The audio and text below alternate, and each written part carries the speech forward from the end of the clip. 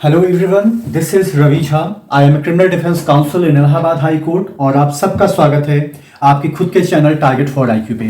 जैसा कि हम सभी जान रहे हैं कि उत्तर प्रदेश लोक सेवा आयोग के द्वारा आपके यूपी पीएससीएसजे के एग्जाम की डेट को क्लैरिफाई कर दिया गया है और इसमें किसी भी तरह का कोई कंफ्यूजन नहीं होना चाहिए कि आखिर एग्जाम कब होगा। अब सवाल यहां पर यह आता है कि आपके पास और हमारे पास, हम दोनों के पास ही ज्वाइंटली वक्त बहुत कम है और उस कम वक्त के अंदर हमारा फोकस ज्यादातर उन चीजों पे होना चाहिए जो आपके एग्जाम के दृष्टिकोण से महत्वपूर्ण है। इसी रिगार्डिंग इस प्लेटफॉर्म के ऊपर एक वीडियो सीरीज को चलाया जा रहा है जहां पर डिफरेंट फैकल्टीज के द्वारा हर वो चीज जो आपके एग्जाम के दृष्टिकोण से महत्वपूर्ण है, चाहे वो लॉ का कोई पार्ट हो, चाहे वो जीके जीएस का पार्ट हो, उसके बारे में आपके साथ चर्चा अवश्य किसी न किसी रूप में की जाती है। और इन्हीं सारी चर्चाओं को आगे बढ़ाते हुए आज मैं रवि झा आपके साथ एक बार फिर एक टेस्ट सीरीज को लेकर चर्चा के दौर में शामिल होने के लिए जा रहा हूं, जो अभी हाल ही में आपके लोक सेवा आयोग के द्वारा आपके लॉ के पेपर में ऐड किया गया है। हालांकि सब्जेक्ट आपका भले ही वो लॉ का हो, लेकिन उसको जगह दी गई है आपके जीएस पेपर के अंदर, दैट इज कॉल्ड आपका 9 एक्ट का संगम। और अगर मैं इस संगम की बात करूं तो आज आपके साथ जिस एक्ट को लेकर चर्चा हो रही है, बेसिकली वो एक्ट एक फेमस नाम से फेमस है, दैट इज कॉल्ड आपका POCSO, that is called prevention of the children from the sexual offences. यानी कि आमतौर पे बच्चों का जिस तरीके से लैंगिक शोषण होता है उसको किस तरीके से रोका जाए, उसके लिए क्या प्रिवेंटिव मेजर्स हैं, उसके लिए क्या प्रोटेक्टिव मेजर्स हैं, उसका ट्रायल किस कोर्ट के द्वारा चलाया जाएगा, उसका ट्रायल कितने टाइम पीरियड के अंदर कंप्लीट होगा, इन्हीं सारी चीजों को लेके आज आपके साथ चर्चा का दौर चलेगा। और यहां पे जो सबसे पहला केस आपके सामने निकल कर आ रहा है, दैट केस इज कॉल्ड निपुण Saxena versus union of India. जब हम इस निपुण Saxena versus union of India की बात करते हैं तो थोड़ा बहुत आपको समझना होगा आईपीसी के उन प्रावधानों को जहां पर आमतौर पे विक्टिम की आइडेंटिटी को डिस्क्लोज नहीं किया जाता है। और विक्टिम हर बार एक महिला हो ऐसा जरूरी नहीं है, वो एक बच्चा भी हो सकता है और बच्चे का कोई जेंडर नहीं होता है। इट डजंट मैटर कि वेदर दैट बच्चा इज मेल और दी फीमेल। तो आमतौर पे अगर कोर्ट ने किसी केस के ट्रायल के ऊपर या किसी केस के ऊपर कॉग्निजेंस लिया और अगर वो इस ट्रायल को रन कर रहे हैं और अगर कोर्ट ने वहां पर ये लिख दिया है it is against in the interest of the justice कि हम विक्टिम की आइडेंटिटी को डिस्क्लोज करें, तो इसका मतलब ये है कि कोई भी व्यक्ति, कोई भी संस्था या कोई भी ऑर्गेनाइजेशन किसी भी रूप में विक्टिम की आइडेंटिटी को डिस्क्लोज नहीं कर सकता है। That means nobody, even though that body is either your organizations, you are belongs to some media channels, you are the representative of the peoples, but you don't have any kind of authority that you should disclose the identity of the victim who fall within this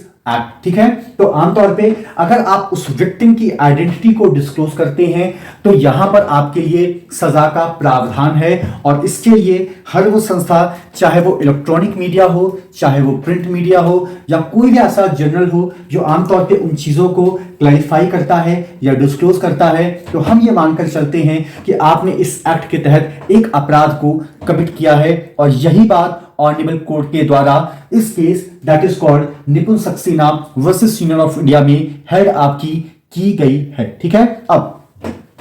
आपका जो दूसरा case निकल कर आता है that is called आपका Alakh Alok Srivastava versus union of India. जैसा कि हम सभी जानते हैं कि आमतौर पे यहां पे जब किसी भी केस का ट्रायल चलता है तो सम टाइम वक्त थोड़ा सा ज्यादा लगता है। उसके पीछे वजह क्या है? जुडिशियल ऑफिसर्स की संख्या है कम, पेंडेंसी है ज्यादा और जो रेशियो है क्राइम का वो भी है कहीं ना कहीं ज्यादा। इसका मतलब ये नहीं कि जो जुडिशरी है या जो जजेस हैं वो अपना काम नहीं करते हैं या वो अपना काम करना नहीं चाहते हैं, बिकॉज ये मेरा व्यक्तिगत अनुभव है कि जब एक जुडिशियल मजिस्ट्रेट अपने डायस पे सुबह 10 बजे बैठते हैं तो एग्जैक्ट वो 1 बजे उठते हैं लंच टाइम पे, और फिर 2 बजे जब बैठते हैं लंच के बाद तो वो तब तक नहीं उठते जब तक उनका ऑफिस आवर्स खत्म नहीं हो जाता या जब तक मुकदमों की लिस्ट पूरी नहीं हो जाती। तो बेसिकली इस केस के अंदर ऑनरेबल कोर्ट के द्वारा एक गाइडलाइन को तय किया गया और उस गाइडलाइन में यह कहा कि वैसे तो इसके लिए आमतौर पे स्पेशल कोर्ट का गठन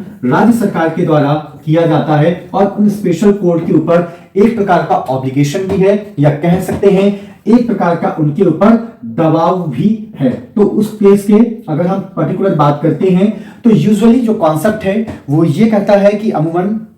अगर किसी भी कोर्ट ने कॉग्निजेंस ले लिया है या संज्ञान ले लिया है, तो अब ये उस कोर्ट की जिम्मेदारी होती है कि from the date of the taking the cognizance of that particular case, that court will have to sum up all the procedure of the trial within a period of the 1 year. यानी कि ठीक 1 साल के अंदर आपको उस पूरे के पूरे केस का ट्रायल खत्म करना ही चाहिए, ऐसा कोर्ट आपसे गुजारिश करता है। या अगर मैं आपसे कहता हूं कि ये बेसिकली इस एक्ट की एक्सपेक्टेशंस है ऑल द जुडिशियल मेंबर जो आमतौर पे इस स्पेशल कोर्ट के अंदर अपनी सेवाओं को दे रहे हैं। ठीक है, उसके बाद जो आपका अगला केस निकल कर आता है दैट इज कॉल्ड आपका state of Karnataka versus Shivanna का। जब हम इस केस की बात करते हैं तो बेसिकली यहां पर यह कहा जाता है लेट सपोज किसी पुलिस के पास ऐसी कोई इंफॉर्मेशन आई। अब सवाल यह है कि ये उस ऑफिसर की जिम्मेदारी है कि from the time of the receiving the information कि हमारे अधिकार क्षेत्र में कोई ऐसा बच्चा है जो इस एक्ट के अंदर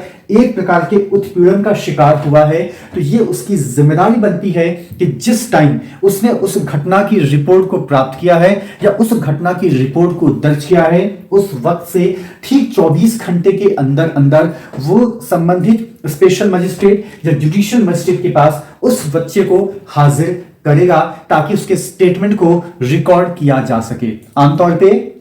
वैसे तो यहां पर जो भी होते हैं वो आपके स्पेशल जजेस होते हैं, क्योंकि ये पूरी की पूरी जो कोर्ट होती है इसको अपने आप में स्पेशल कोर्ट का ही दर्जा या स्पेशल कोर्ट की संज्ञा दी गई है। लेकिन अमूमन लेजिस्लेचर हो या जुडिशरी हो, उनकी कोशिश ये होती है कि इस स्पेशल कोर्ट के अंदर जो प्रिसाइडिंग ऑफिसर हो वो आमतौर पे एक महिला अधिकारी हो, ताकि एक माहौल को कंफर्ट किया जा सके, ताकि उस बच्चे को आमतौर पे जो एक फोबिया होता है उस फोबिया से उसको कहीं ना कहीं बचाया जा सके। ठीक है, उसके बाद जो आपका अगला केस निकल कर आ रहा है that is called state of Maharashtra versus doctor Maruti का। जब हम इस केस की बात करते हैं तो ये केस बेसिकली आपसे एक उम्मीद की लहर लेकर आता है, वो आपसे चाहता है, और वो क्या चाहता है आइए थोड़ा सा इसके बारे में चर्चा कर लें। अमूमन क्या होता है कि हम देखते हैं समाज में कि हमारे सामने कोई अपराध घटित हो रहा है, ना तो हम उस अपराध को रोकने की कोशिश करते हैं, ना ही संबंधित अधिकारी को उस अपराध के बारे में कोई जानकारी देते हैं। यानी कि कहीं ना कहीं हम एक प्रकार से मूक दर्शक बने हुए हैं, यानी कि हमारे सामने कोई अपराध घटित हो रहा है या हमें पता है कि दैट व्यक्ति is suffering from certain kind of offence and despite of that I am not saying a single word against the person who committed a such kind of offence. तो क्या ये नहीं माना जाएगा कि हम कहीं ना कहीं समाज के प्रति अपनी जिम्मेदारियों से अपना जो कदम है या अपना जो मुख है वो पीछे ले रहे हैं या मोड़ रहे हैं? तो बेसिकली इस केस में ये कहा गया कि जिस समाज में आप रहते हैं, अगर आपको ये पता है या आपको किसी सोर्स से ये जानकारी मिलती है कि उस समाज के अंदर या उस अधिकार क्षेत्र के अंदर किसी ना किसी बच्चे का लैंगिक या दैहिक शोषण किया जा रहा है, तो ये आपकी जिम्मेदारी बनती है कि बजाय आप चुप रहे, आप संबंधित व्यक्ति या उस व्यक्ति के खिलाफ आप कंप्लेंट लॉन्च कराएं। या बहुत सारे ऐसे एनजीओज हैं या ऑर्गेनाइजेशंस हैं जिसकी भी आप मदद ले सकते हैं। ठीक है, तो ये पूरी की पूरी चर्चा आपके साथ आज की क्लास में कंडक्ट हुई, दैट इज कॉल्ड आपका पॉक्सो। और इसी तरीके के साथ आपके साथ बहुत सारे ऐसे केस लॉज को लेकर भी चर्चा की जाएगी। अब यहां पे जब आप इन केसेस को देखिए तो इसको समझने की कोशिश करिए, इसके पीछे की कहानी को जानने की कोशिश करिए। इवन दो कि ये आपकी प्री और मेंस दोनों का पार्ट है, लेकिन दोनों के ही अंदर इसकी रिलेवेंसी है। प्री में भी पूछा जा सकता है कि बताइए ये संबंधित केस लॉज किसके साथ को रिलेट करता है, या मेंस में ऐसा हो सकता है कि आपसे कोई टॉपिक पूछ लिया जाए और उस टॉपिक को इंटरप्रेट करने के लिए आपको इन केसेस की जरूरत पड़े। और इन्हीं सारी चीजों को ध्यान में रखते हुए टारगेट फॉर आईक्यू पे 22 नवंबर सन 2022, मैं फिर से रिपीट कर रहा हूं, वो डेट है आपकी 22 नवंबर सन 2022। इस डेट से टारगेट फॉर आईक्यू पे 9 माइनर एक्ट को लेकर आपका एक सेपरेट बैच ऑलरेडी चल रहा है, जिसके अंदर 9 के 9 एक्ट को लेके पूरी चर्चा की जा रही है।